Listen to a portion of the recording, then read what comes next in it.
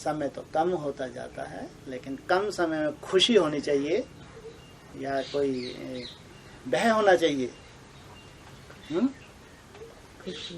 क्या होना चाहिए? अच्छा, ऐसा है? बहुत बड़ी बात है। अगर कम समय आते आते देखते खुशी होती है तो बहुत बड़ी बात। लेकिन अगर भय आता है, समय का ही भय है, अगर क्या मालूम कौन सी परिस्थितियां हैं, तो जैसा मन में भ्रम है वैसा ही तुम्हारे लिए स्वरूप हो जाएगा समय का। इसलिए खुशी खुशी से समय का आवाहन करते हैं। अपने प्रति निश्चय बुद्धि है, स्वयं के प्रति निश्चय बुद्धि है कि जैसे बाप चला रहा है वैसा मैं चल रहा हूँ। पुरुषार्थ की चिंता नहीं है, मनसा की चिंता नहीं है, लेकिन मैं पुरुषार्थी हूँ, मेहनत कर रहा हूँ जो मेरे को करनी है। फिर तो पूरी जिम्मेवारी बाप की है उन आत्माओं के लिए। उनको तो खुशी में ही रहना चाहिए कि हमारा बहुत सुंदर समय आ रहा है। जन्म जन्मांतर जो भक्ति की है, सात्विक भक्ति की है, उसका फल लेने का समय आ रहा है। जन्म जन्मांतर भक्ति की है, बहुत कठिन भक्ति की है, उसका फल लेने का समय आ रहा है। इसलिए खुशी खुशी से उस तरफ कदम बढ़ाना, वायुमंडल को और सुंदर बनाना। तो माया के छोटे मोटे रूप देख के उनको कोई घबराहट भी नहीं होगी, क्योंकि निश्चय है जो साथी मेरा बाप है वो अचानक एक सेकंड में कहाँ ले जाएगा मुझे?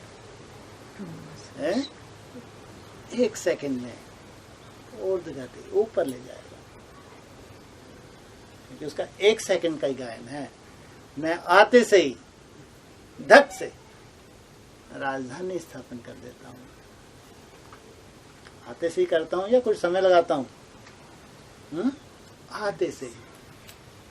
तो जो इतनी मेहनत कर रहे हैं रेगुलर, उनको ये निश्चय होना चाहिए बाप हमारे लिए आने वाला है, और आते से ही पलकों पे बिठा के कहाँ ले जाएगा? स्व स्थिति में ले जाएगा, स्वर्ग में ले जाएगा। इसलिए कभी भी अपने प्रति भी अनिश्चय बुद्धि होना, ये बाप का भी डिसरिगार्ड है। जो श्रेष्ठ आत्मा है, जिनको लगता है कि हम मर्यादा का कुछ उल्लंघन करते नहीं हैं, ऐसे भगवान के बंधन में बंधे हुए हैं, पुरुषार्थ छोटा मोटा नीचे ऊपर होता है, इसकी चिंता नहीं। लेकिन अगर अनिश्चय बुद्धि स्वयं के प्रति भी बनते हैं, ये भी किसका डिसरिगार्ड? बाप का डिसरिगार्ड। इसलिए अपना भी और बाप का भी डिसरिगार्ड ना करें। आपके हर्षित मुख चेहरे से सेवा भी होती है, और आपके मुरझाए हुए से चेहरे से डिससर्विस भी होती है। जो श्रेष्ठ आत्माएं हैं, इनका खिला हुआ चेहरा क्या करता है? सर्विस करता है, और इनका मुरझाया हुआ चेहरा देख के डिससर्विस होती है, जैसे कि पाप का डिसरिगार्ड होता है। इसलिए समय करीब आ रहा है तो खुशी होनी चाहिए, उस समय का तो आवाहन होना चाहिए कि जितनी जल्दी वो समय आ जाए उतना अच्छा। इस दुनिया से, इस मायावी दुनिया से सदा सदा के लिए छुटकारा मिलने वाला है, जिसकी दुनिया कल्पना नहीं कर सकती, कल्पना ही नहीं कर सकती। दुनिया में भी कौन? जो अच्छे अच्छे मठाधीश हैं, जंगलों में तपस्या कर रहे हैं, वो भी कल्पना नहीं कर सकते कि भगवान क्या देता है। और हम साधारण बच्चे वो प्राप्त करने जा रहे हैं, जो किन्हीं की कल्पना में भी नहीं है, वो हमें मिलने जा रहा है। इसलिए बार बार कहते हैं, ड्रामा के पटरे पे साथ साथ चलो, मेहनत करते रहो। अपनी मेहनत से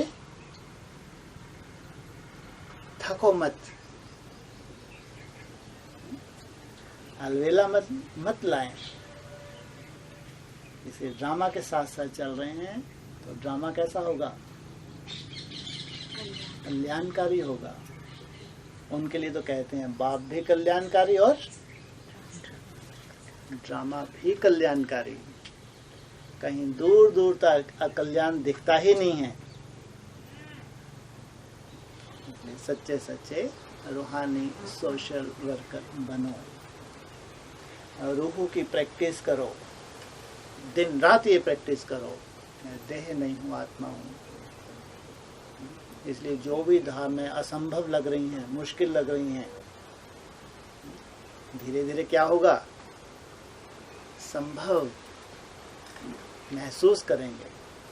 भगवान की कृपा हो रही है। इसलिए जो भी टाइटल दिए हैं बाबा ने, बाबा के बच्चों के लिए, हमारे लिए, हमारे चिंतन के लिए। ऐसे ही मुरली में केवल बोला नहीं है। इससे हमको अपने स्वयमान में स्थित होना चाहिए कि हम सच्चे सच्चे रूहानी सोशल वर्कर हैं। पूरे रूहों की सेवा करने वाले हैं, पूरे रूहों को राहत पहुंचाने वाले हैं। भगवान हमको निमित्त बनाने जा रहे हैं।